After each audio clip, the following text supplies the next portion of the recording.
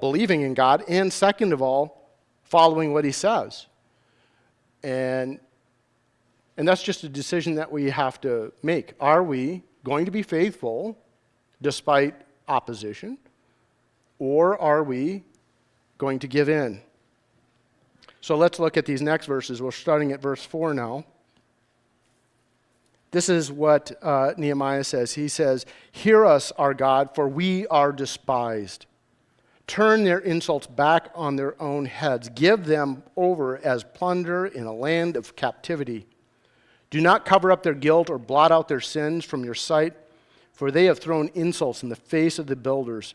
And so we rebuilt the wall till all of it reached half its height, for the people worked with all their heart."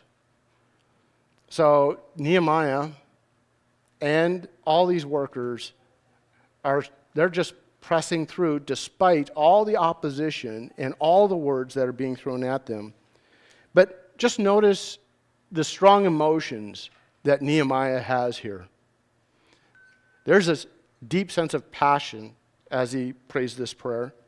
And I don't know if you can feel it, but if you have ever been ridiculed, there is that thing inside of us, that heartfelt passion of God. You're going to have to not only sustain me, but you have to take them down, because I can't. And sometimes it's just so hard to stand in opposition to the emotional pain that comes with words that are leveled against us, and it's hard to press on. And yet Nehemiah and his crews, they do press on. And so look at what happens next, starting at verse 7. "But when Sanballat, Tobiah, and the Arabs, the Ammonites, and the people of Ashdod heard that the repairs up to Jerusalem's walls had gone ahead and that the gaps were being closed, they were very angry. And they all plotted together to come and fight against Jerusalem and stir up trouble against it. But we prayed to our God and posted a guard day and night to meet this threat." Okay, so now it's gone from just words to an actual threat where they're beginning to organize against Nehemiah and the Israelites. And so another Chazown killer is just threats, where people strategically start moving against us. And obviously the purpose of these threats is to cause distraction and chaos and to keep the Israelites from finishing what God has called them to do. And fortunately, Nehemiah knows exactly how to handle this. I mean, he's an expert in security. He's been the head of the Secret Service for the king for years. And so he's like, okay, this is how we handle it. And he starts posting guards 24 hours.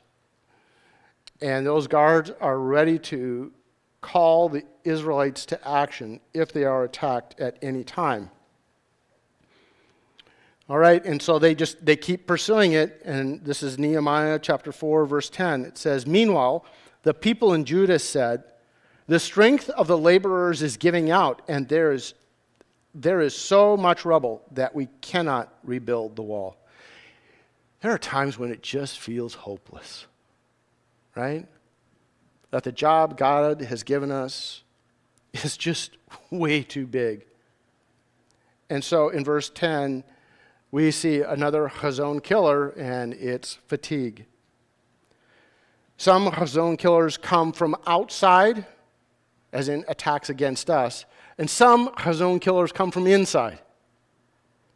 Our own physical limitations, our own emotional limitations tend to work against us at times, and we just get overwhelmed with the whole flow of what has to be accomplished. And so we get tired because the job is so big and so heavy. And I wonder how many Chazowns have just died out of a sense of, I'm tired. I can't do this. It just feels hopeless, and I give up. That's one of Satan's favorite games, right? Is to push us so hard and to take ownership of the success so that we become tired and our humanity works against us. And so we need to be continually coming before God and saying, God, yes, I can't do this, but I'll remain faithful. I'll keep working, but sometimes we just need God to run ahead of us and do it for us. Well, they continue to press forward, and starting in verse 11, there's more opposition. It says, also our enemies said, before they know it or see us, we will be right there among them and will kill them and put an end to the work. Then the Jews who lived near them came and told us 10 times over, wherever you turn, they will attack us. And therefore I stationed some of the people behind the lowest parts of the wall at the exposed places, posting them by families with swords and spears and bows. And after I looked things over, I stood up and said to the nobles and the officials and the rest of the people, don't be afraid of them. Remember the Lord who is great and awesome, and fight for your families, your sons and your daughters, your wives and your homes. And when our enemies heard that we were aware of their plot and that God had frustrated it, we all returned to the wall, each one to our own work. And so these attacks were actually temporary, right? But here's what they're actually fighting with. And this Chazown killer is fear. This sense of, we're not really in control here. We can't do this on our own. And so out of panic, we're so busy protecting ourselves that we don't finish what God has for us. The interesting thing is that in their fear, it's preventing them from getting the security that they need, right? Because I'm afraid, I'm not going to build the wall, and because of that, I'm still vulnerable. And it isn't until the wall gets up that I have a sense of security, but I'm not going to finish the wall because I'm afraid. You see how that cycle happens? That's an interesting game that Satan loves to play. And we question if God is even with us. We're tempted to abandon the project. But Nehemiah knows to keep these people moving forward. So he does deal with the threat. And when his opponents find out that he's on to them, then they kind of go like, well, that's not going to work. And they start to back off, which allows them to go back to the work. Now, here in chapter 4, Nehemiah explains how everyone plays a role in this process. They have kind of a dual role. They're actively wearing their sword, they're actively ready for battle, and they're building the wall at the same time. They're playing both these roles simultaneously, and of course it does slow things down, but they are pressing forward. And he even talks about them staying fully dressed, fully ready for battle while they're sleeping. In other words, they don't have time to put on their pajamas. They just sleep in their clothes, and they're ready for battle with a sword on their hip this whole time. Can you imagine how draining this is and how hard it is to sleep when you're constantly terrified that they're going to come and attack? And that's what they have to live with, and it's draining them this whole time. But that's not all. That's not everything that's going on. So skip down to chapter 5. We're going to pick it up at verse 1. Nehemiah says, now the men and their wives raised a great outcry against their fellow Jews. Some were saying, we and our sons and daughters are numerous. In order for us to eat and stay alive, we must get grain. And others were saying, we are mortgaging our fields, our vineyards, and our homes to get grain during the famine. Still others were saying, we have had to borrow money to pay the king's tax on our fields and vineyards. Although we are of the same flesh and blood, as our fellow Jews, and though our children are as good as theirs, yet we have to subject our sons and daughters to slavery. Some of our daughters have already been enslaved, but we are powerless because our fields and our vineyards belong to other people.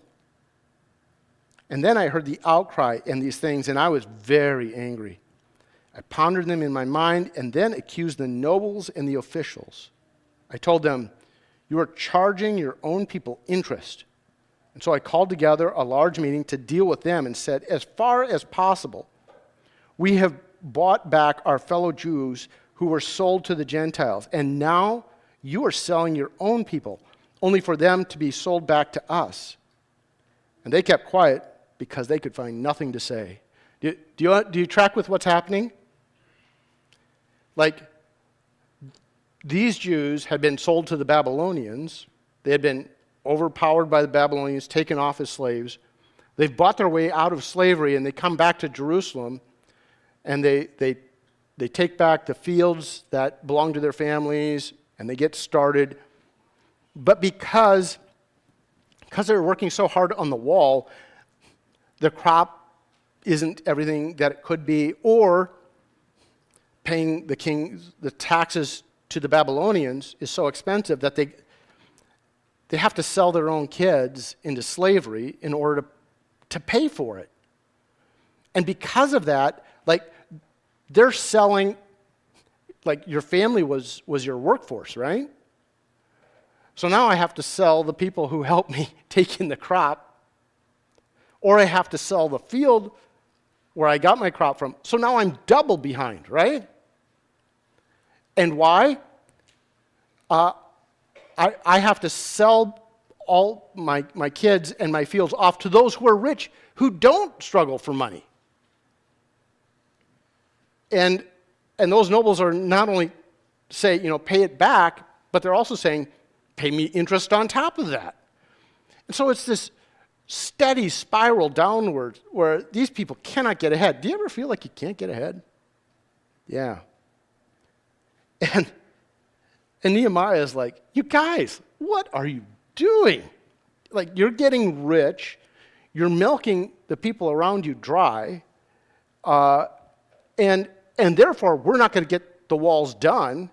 And if we don't get the walls done, we all lose. Not just the poor people, you lose too. And so he sits him down and he goes like, what are you doing? And of course, they don't have any way to respond because what they're doing is just the opposite of productive and godly. I mean, they're just opposite of what God wants. And so what's the essence of what's happening here? It's greed, right? One of the big Chazown killers is greed. When other people are greedy, it robs us of being able to focus in on what's important. But sometimes it's just our own greed, right? I'm in a constant cycle of wanting more stuff, like cars and houses and nice furniture, and we have this endless list of things that we want to buy or we want to do. And because we're so busy with all the things that we want, well, I'm sorry, God, but you're on the back burner. I can't give my time. I can't give money. I'm too busy taking care of me.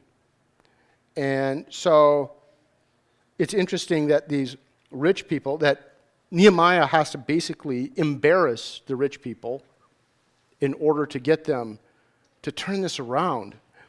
And isn't it, it's just so fascinating how kind of we shoot ourselves in the foot because of our greed and our desire for more. We're actually robbing ourselves of the core essentials that bring health to our lives and bring more balance. And so we do things that are counterproductive, keep us from God's mission, keep us from happiness, all because we want more and more and more. And then in verses 14 through 19, Nehemiah explains that he's doing the exact opposite. We're not going to read those verses, but what he says is, the local government needs money too, and instead of taxing them, I just paid for the local government to happen. I picked up the tab. Like, this guy is all in. And yeah, working as the head of security for the king probably paid him well. But when you start picking up the tab for everybody's taxes locally, I'm sure that was expensive. I'm sure that drained his bank account. And yet he was willing to do that in order to help this city build the walls and find economic stability. All right, so we're going to skip the details there, and now we're in chapter 6, starting at verse 1, because Nehemiah is going to tell us about the next Chazown killer. When word came to Sanballat, Tobiah, Geshem, the Arab, and the rest of our enemies that I had rebuilt the wall, and not a gap was left in it, though up to that time I had not set the doors in the gates, Sanballat and Geshem sent me this message: "Come, let us meet together in one of the villages in the plain of Ono." But they were scheming to harm me, so I sent messengers to them with this reply: "I am carrying on a great project and cannot go down. Why should the work stop while I leave it to go down to you?" And 4 times they sent me the same message, and each time I gave them the same answer.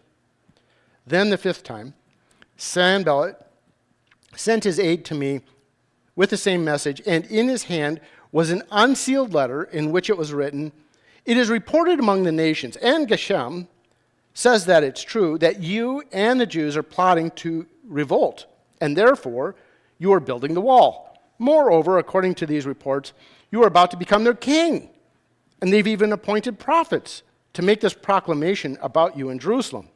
There is a king in Judah. Now this report will get back to the king, so come, let us meet together." I sent him this reply: "Nothing like that, like what you are saying is happening.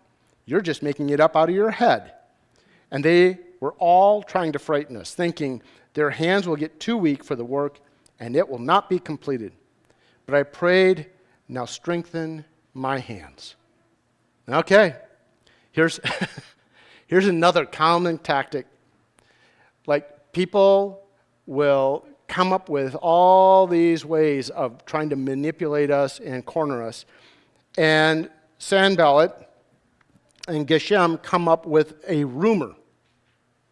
Like, let's just create a false message that this is a plot to gain independence from the Babylon Empire, and we'll get the king himself to do the dirty work for us. He'll come down, and so we will threaten with this rumor so that we can get you to do what we want. And what they want is they want Nehemiah to make himself vulnerable by going outside the city that now has walls. And Nehemiah is smart enough to see through it and call it for what it is. Here's something that does happen in churches. There are times when people don't like what's happening in a church, and one of the easiest ways of taking out a church leader is to just start a rumor. That's all you have to do. It doesn't have to be true. It just has to be plausible. And so it's very important that when rumors start to fly about church leaders, that everyone carefully considers whether it's true. Now, sometimes it's true, right? And leaders do need to be held to account. But to carefully review it is really essential. And that's why I think the Apostle Paul says this in 1 Timothy 5:19. He says, "Do not entertain an accusation against an elder unless it is brought by 2 or 3 witnesses." Like, don't even consider it, because it's just too easy to do what Sanballat is doing here and just write some rumor and launch it out there and say, "Hey, here's the motivation of someone, or they're doing this in the background, and you don't see it. And so gossip is a terrible weapon in the church. And it's something that we all need to be aware of, and we all need to stamp it out. So, understand, gossip is anytime I'm talking about someone else and I'm not part of the process of trying to fix it. Okay? If I'm not actively working to fix it, if I'm just repeating data that isn't mine to share with someone else, I'm gossiping. And one of the greatest strategies of sharing gossip is, I have a prayer request, right? And we share too much information about someone that we don't have the right to share.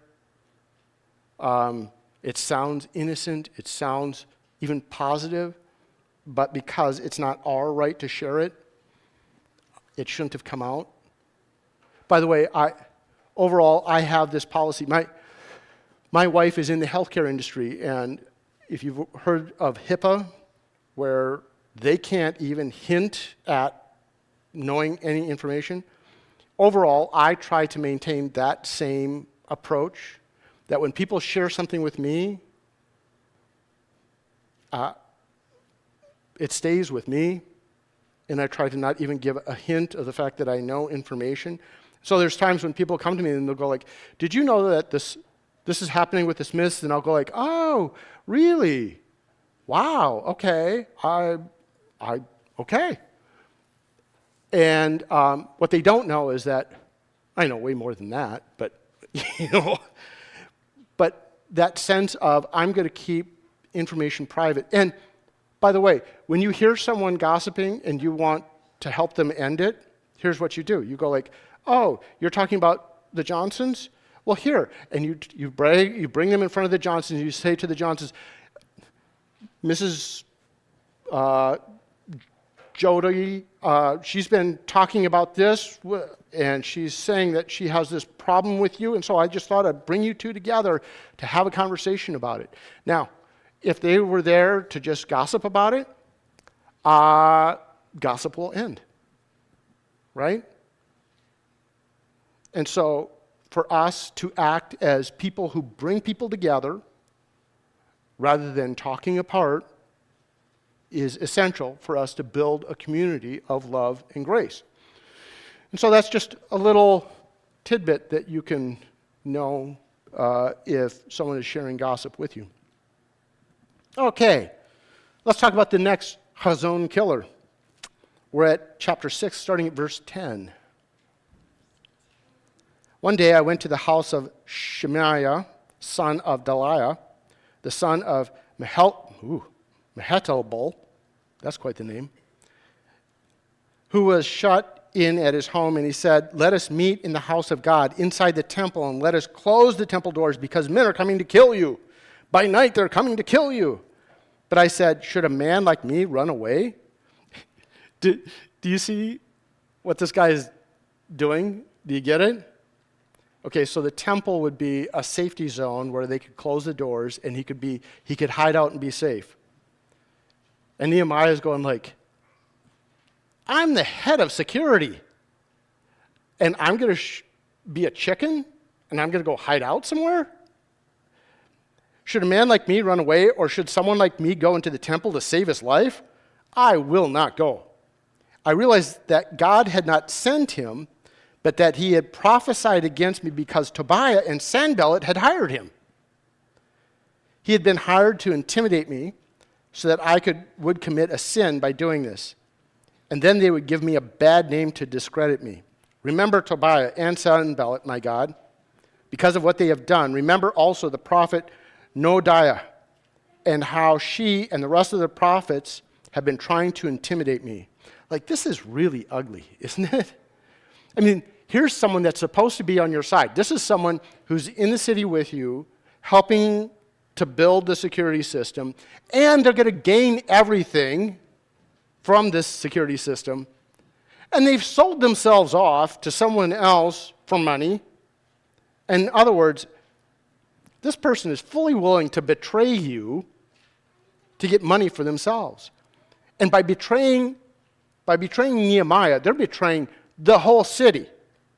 They're making the whole city vulnerable by taking out Nehemiah. You know, I think out of everything, betrayal is something that just really wounds us deeply. Why? Because it's someone that we believe we can trust, and we have invested trust in that person, and then, surprise, that person not only isn't trustworthy, but they are willing to sacrifice you as a person in some way for their own advantage. In other words, they were your enemy all along. And I wonder how many Chazowns have been assassinated with some form of betrayal. And let me just give you a little idea of how important it is for us to really be on guard with Chazown killers. I'm going to give you a few statistics. Did you know that 1,500 pastors leave the ministry each month? They just say, I do not want this job anymore. 80% of the pastors and 84% of the pastors' wives feel completely unqualified and discouraged in their ministry. Did you know that 80% of the seminary students will leave ministry within the first 5 years? Within 5 years, they become so discouraged that they say, this job is not for me. And why? Why is that happening? Well, it's because of all the Chazown killers that happen in churches, where the mission and the direction of the church is being undermined by people who for whatever reason, like, cut the legs out from under their leaders. And so it's Christians that are doing these types of things to each other. They're betraying each other. And why am I telling this? Well, I'm telling you this really for two reasons. First of all, I want you to understand that if you're going to do a ministry, if you are going to actually go after a Chazown for God, you have to be ready for some kind of Chazown killer. Satan obviously doesn't want us to be successful in ministry if we're really passionately following the dream God has for us. So that's one. And number two, I want us to be aware of it so that we help each other not accidentally be Chazown killers to other people, right? Because sometimes in our conversations, we betray others or we say things against them, and we don't even think about the fact that we end up undermining what they're doing and that God may be calling them to it. And so the whole idea is to protect the Chazown God calls us to. And I think Nehemiah, just this book, teaches us about all the things that can go right and go wrong in the process of following God's dream for our lives. And so I believe the story of Nehemiah is given to us as an example of a great man with a great Chazown doing a great job of following God in order to make a great difference in the lives of a lot of people. And I think that all of these examples are God's way of warning us about how we might be attacked if we really go passionately to follow God, and to warn us to stay away from those types of attacks in the lives of others. And so, God just does these amazing things where He sees through all of these things that happen in our lives, and He goes like, let me just give you a story of someone who had to go through all of this kind of stuff in order to make their Chazown happen. And then he says, be warned, understand, and apply so that you have the freedom to follow God's passion in your life. So I'm going to give you a minute. I don't know what God wants to say to you, whether he wants to encourage you to follow through on a Chazown that he has for you, or to guard someone else's Chazown by knowing these Chazown killers. God allows us to see it ahead of time and to adapt. So I'm going to give you an opportunity just to pray, connect with God, and then we'll close our service with prayer.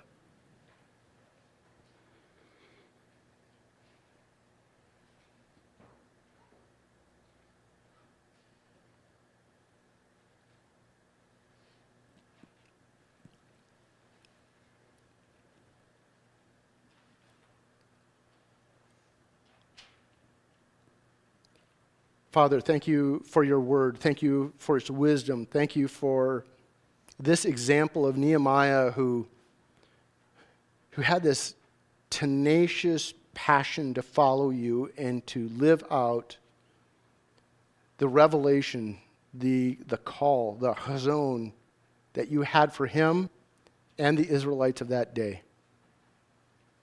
And we want to be people who live with passion, who live with direction, who live with a sense of love and grace and goodness.